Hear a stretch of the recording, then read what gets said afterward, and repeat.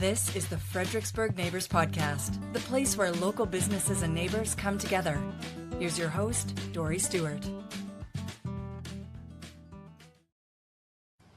Welcome back to another episode of the FXBG Neighbors Podcast, where we share the stories of our favorite local brands.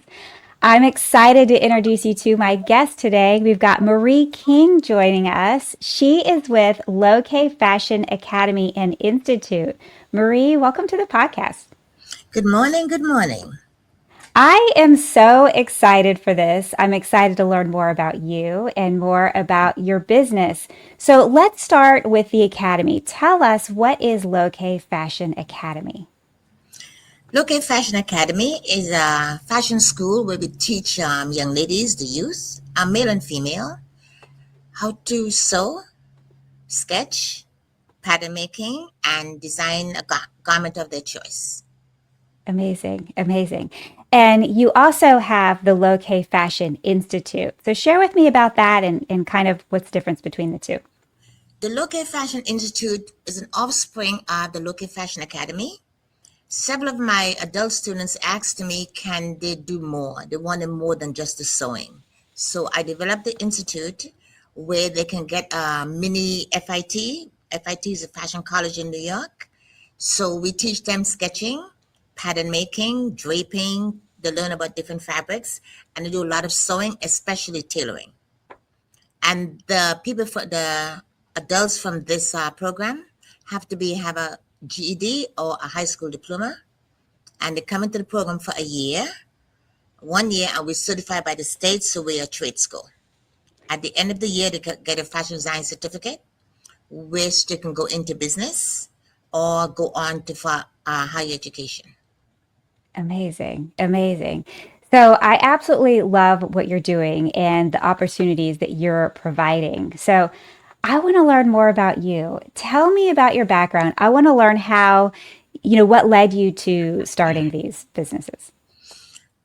My mom was a fashion designer who migrated from a small island in the Caribbean and moved to New York City, left us 4 children behind for a better life in this country. I came to this country in 1964, where I finished high school and went on to college. I also went to FIT and graduated. Since then, I have relocated to North Carolina.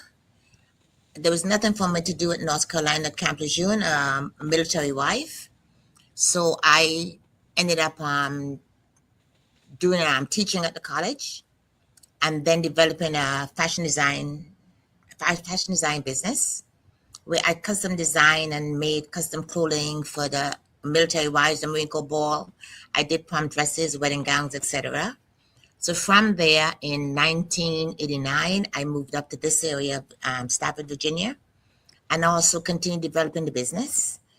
I was home-based initially, and then I moved into a commercial location in 2004, and this is where I am right now, still designing custom clothing and also teaching the school, the academy, and now the Fashion Institute. Amazing, amazing. So I have had the honor of getting to see you grow over the last several years, and it's amazing what you have created. And I know that it takes a lot of hard work, and I know you've put your heart and soul into this. And the opportunities that you have created, especially with the Institute and going through that process to get the certification. So walk me through that, because that takes a special kind of grit and passion to accomplish something like that. Yes, it was a process. It was a journey. Mm-hmm. I think I spent about 2 years being denied, find out why I'm being denied. I had several people helping me with the process. Mm-hmm. A retired government employee and a retired Navy commander helped me through the process of getting the curriculum together, mm-hmm. getting so many pieces put together, going through the process of the interview, getting the studio set up, because we had to have a library, we had to have a technical area, and just the whole curriculum, which is new that we created ourselves. And that's pretty much how it was. So we've had certification since 2015. So the institute has been around that long. Amazing. And you've got students that come from drive pretty far to get to you. Yes, we have students that come from Richmond, students that come from Wow. Maryland, out in Thornburg, Hmm. Manassas, Gainesville. I would this whole surrounding area. Amazing. I would say the whole DMV, which we're trying to Yeah. expand more into the DMV. Amazing. And as far as my market research, we're the only fashion school around like this to give a certification. The Hmm. other colleges give 4 year degrees, but we just do the certification 1 year because not everybody wants to go on to a 4 year university. Right. And Hmm. also, some of the high school kids are using this program as a gap year to go on to the fashion colleges. That's really smart. Yes. I love that. I love Mhm. that. And so, what do you find? Are there any myths or misconceptions that people have about your business? Well, a lot of people come in, or I've heard from other students, that's just a sewing business. No, it's not. It's a Mm. lot more than sewing. In the teaching aspect of things, the students come in and they get more than sewing and fashion design and sketching. They Hmm. get a lot of life skills, Mm. a lot of mentoring, Hmm. because the atmosphere is not a business atmosphere. It's a studio atmosphere and it's a home atmosphere. So everybody Hmm. comes in and feel very, very comfortable. And the creativity, it's your creativity. I Hmm. teach a technical, the creativity is yours. It's not for me to like or don't like, because not everybody's going to like your designs. It's for Hmm. you to get comfortable in your own skin and do what you enjoy and what makes you tick. Hmm. I imagine you're spending a lot of time with these students and you're creating a special bond. And I just imagine you just fly out of bed in the morning because you just get so much satisfaction out of seeing these students grow both personally and, in their skills that you're teaching. Yes. It is my joy, it's my passion. Hmm. What else would I do? This is what I love. And I love being around the young people. I can motivate them, I can encourage them. Hmm. As I mentioned before, a lot of life skills. Yeah. Yeah. And you know how to present yourself when you go out. Hmm. Our young people today, a lot of them are not wearing the proper clothing, in my opinion. Hmm. It's too short. Too much is showing. You could, you can do just covering up the body sometimes. Hmm. There's the time and place for everything. Yeah. Yeah. I really enjoyed attending your recent fashion show, and watching the pride in the students was really cool to see them showing off their designs. So, talk to me about the fashion show and how long have you been doing it, and walk me through that. We have just had our 13th year of doing our fashion show. Hmm. We started off, in 2011, 2010, and we have matured so much, and the students have matured so much. The youth that comes to us, the people who are interested in fashion design, and there's no avenue other than this location for them. They they come with such passion, such desire, and their parents see this and they don't sew or do anything like that. So they go on the internet and they search me out. We don't have a lot of students in any one class. We have classes no more than 10. And we always have two teachers in the classroom. This way it gets individual attention because not everybody works at the same pace. Not everybody's motor skills is the same. So the curriculum I have, it's a lot of individual attention Hmm. because no two people is going to learn how to make a zipper the same way or the same time. Hmm. So I spend the extra time with those individuals. And to do that, you have to have a small classroom. 20 is way too much. Yeah. Yeah. And then at the fashion show, they all get to meet each other and Yes. interact with each other, all the different classes. So fun. Yes. Uh-huh. And I have a lot of my students who graduated and Hmm. gone on to fashion colleges. They also do come back to visit. This year, I think I had about four of them in the audience, which I Hmm. introduced, Yeah. and that was very pleasurable for me. One young lady came from New York just to come to our fashion show. Another one Wow. came from Baltimore. She just did graduate her master's, and she came to the fashion show. I thought that was so special. That warms my Yeah. heart. Hmm. Yeah. And you could tell their love for you and the applause that you got when you came out. And I mean, I think that there were tears all over the room when your valedictorian was speaking and sharing Yes, her experience with you. yes, So much yes. love in that room. With the small classes that we have, Hmm. you get a lot more personal with the students. Hmm. And our fashion world, which we call the rag business in New York, it's a very competitive field, extremely competitive. So Hmm. what I do here, I encourage them to have the self-confidence. So when they go on further, they can walk in and says, "Hey, this is what I do. This is what I want," and generally Hmm. they get it. Hmm. I love that. I love that.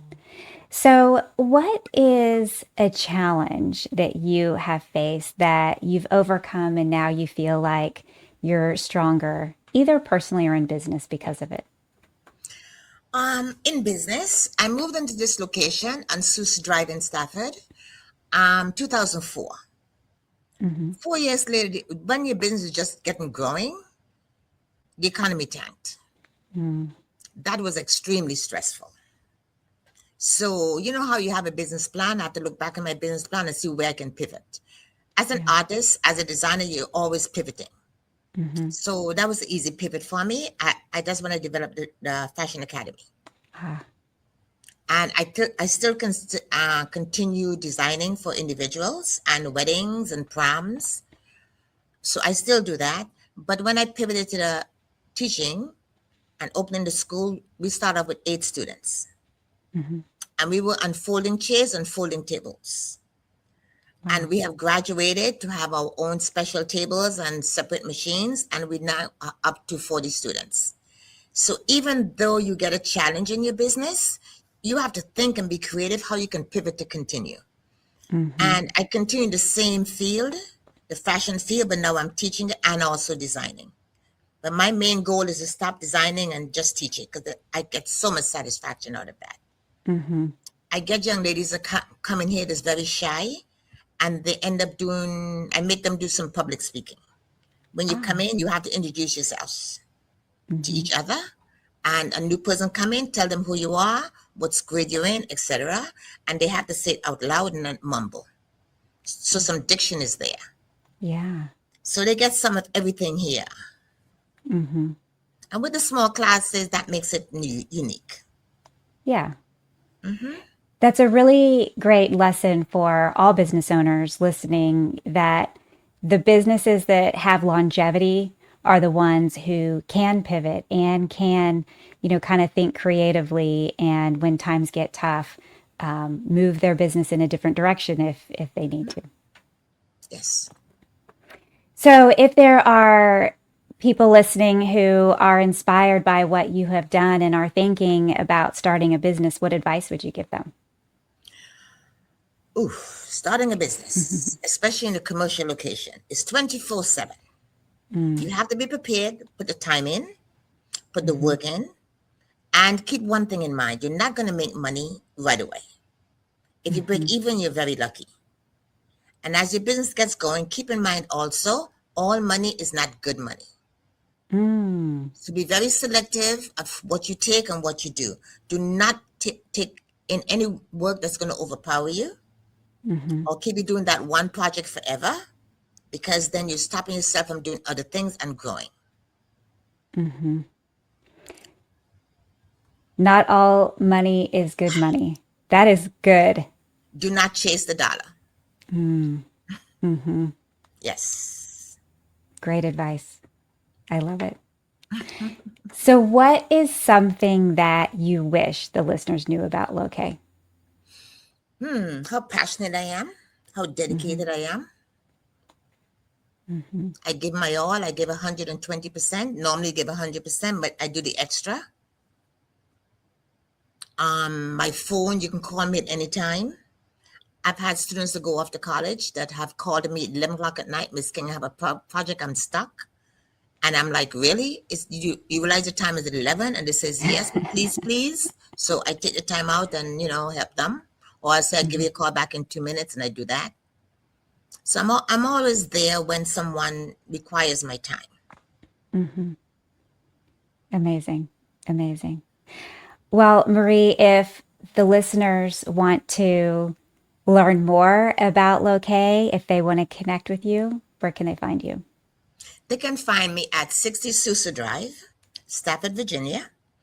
I am right behind the main post office on Highway 1, and my studio is open all the time. I do everything by appointment, so I can give you the undivided attention.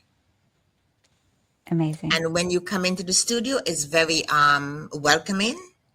It's very calm. I love that atmosphere. And in Hmm. fashion, we always need that type of atmosphere. And as an artist, you have to be calm and peaceful. If you're not, you cannot create. Hmm. I love it. I love it.